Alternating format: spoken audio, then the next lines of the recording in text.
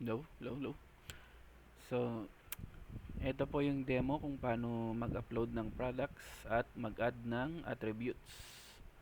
First off, paano tayo mag-upload ng product.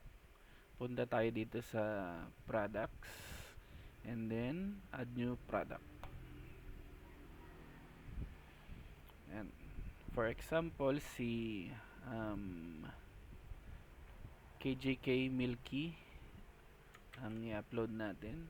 So copy, paste sa description, paste. Tapos next is product image. Dito siya. Set natin. Dito kung i-upload pa lang dito, dahil existing na siya, dito na lang. Yan.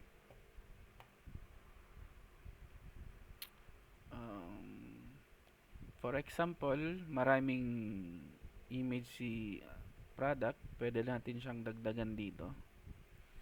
For example, ito siya. Dagdagan natin. Yan.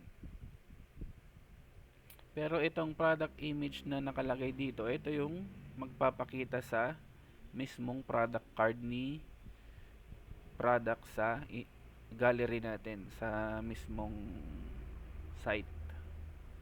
Next is category snacks.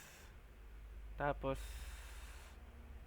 tags, dahil KJK siya, ginamit yung tags para sa brand niya. So, ilagay natin siya KJK.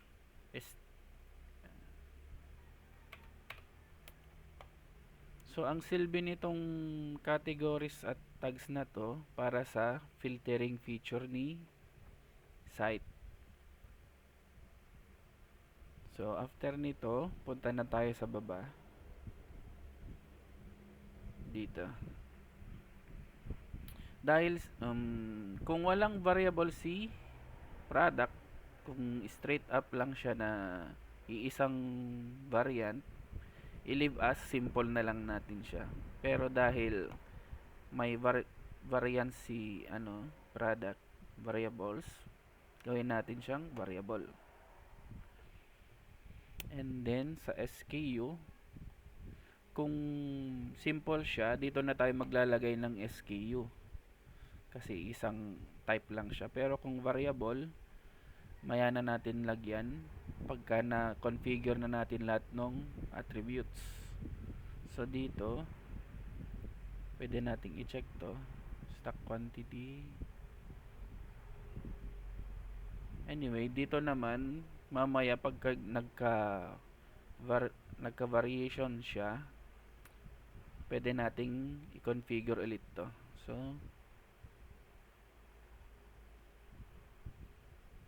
yan muna, 99. After nyan, pwede na natin siyang i-save drop. Now, paano naman mag-add ng attributes?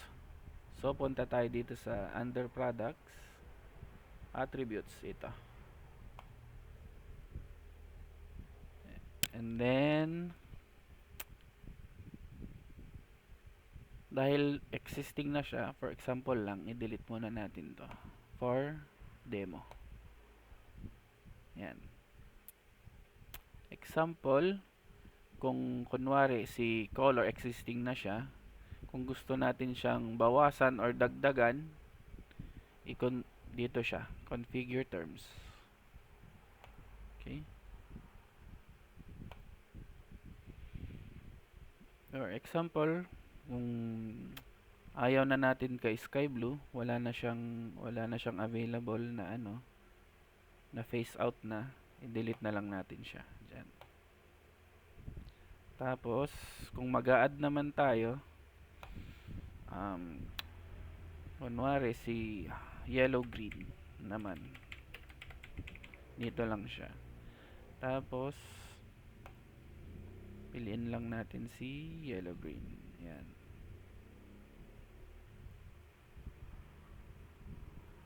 Add. Yan na siya.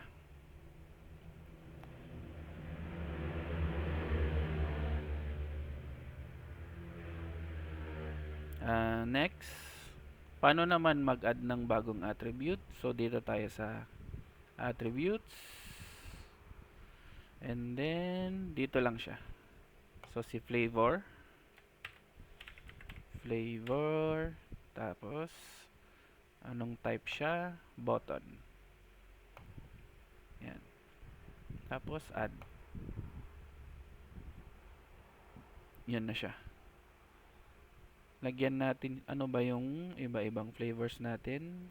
Configure terms.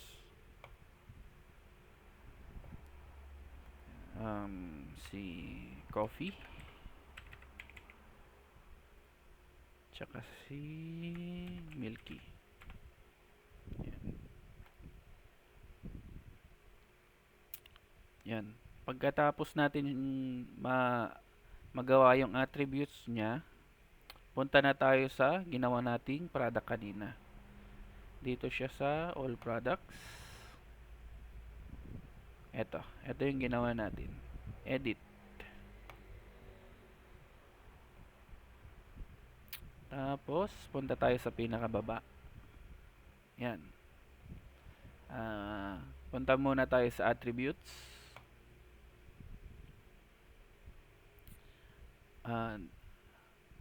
Dito sa drop down box na to, madedetect niya yung ginawa natin kanina dito na attributes.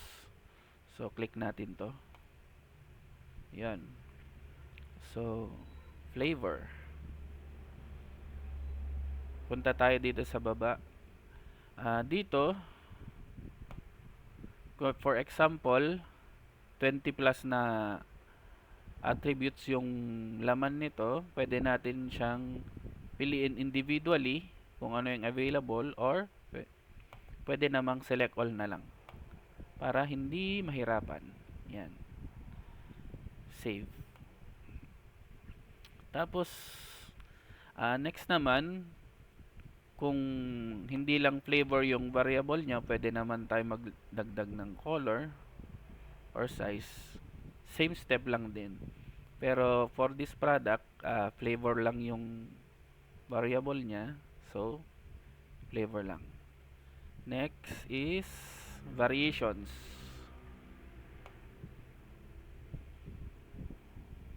Dahil na add na natin si attributes dito, pwede na natin siyang i-generate sa variations. Ito siya. Click variations. Then, okay. Yan. Dito, regarding sa price at saka SKU, pwede natin siyang i-edit individually. So, ito, milky coffee, say coffee C. Tapos yung price niya dito, say 99. Save. Tapos sa milky naman,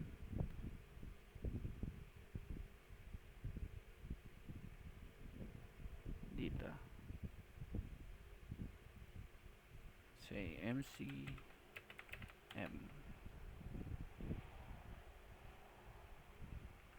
Say iba yung price niya, 95 naman siya. Again, save changes. So, okay na siya. Pwede nating iset yung default flavor. Ang silbi nito, kung niload yung product, kung ano yung unang variation na selected. Pwede namang wala or meron. So, let's say si coffee yung gusto nating i-plus sell. Yan. Save. Tapos, publish.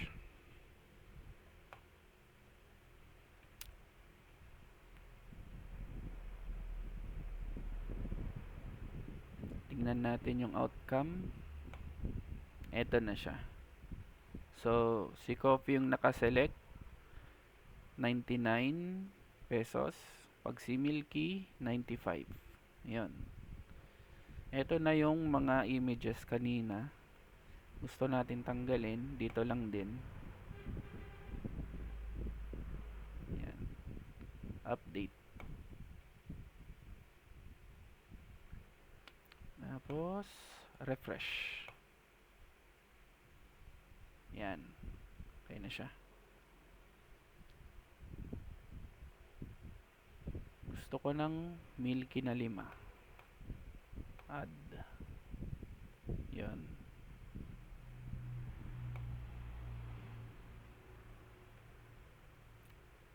Tignan ko yung cart. 10 pala. Gusto ko. Yan. Update 760. Okay, good.